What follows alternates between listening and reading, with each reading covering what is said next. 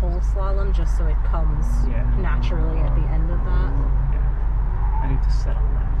That's all I need.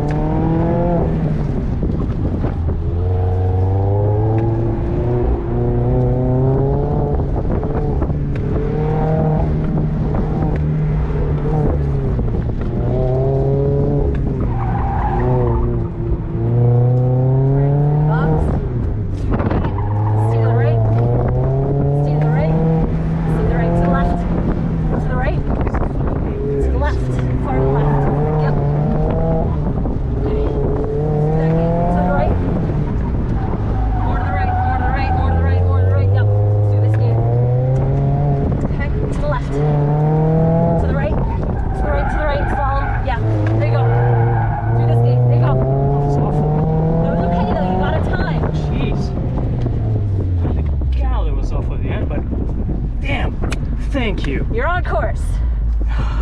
Saved my life there. Wow. Well, this thing has a lot of power, and it's very light, and this is a very twisty course, so. Yeah, what I hate about it, so at the very end there, that was me, and I'm okay with that. I can learn, right? But missing that gate every time, that's just stupid. That's not skill.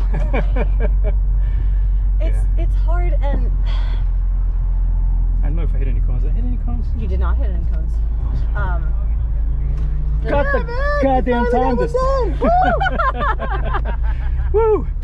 She's my lucky charm. You should get her to ride with you. Are you having issues, Nick? What's that? Are you having issues? No. You're good. Okay. Behind him. No, wait, other way around. Nice. Well, I mean, it was also you. You had your mind on it. You were focused on it. You knew it. Yeah. It really is. I mean, you've been doing this for 2 years, year and a half. This is my 5th event. This is your 5th event? Yeah, 5th event. So that's not even. That's not a year yet. Don't beat yourself up about it. Yeah.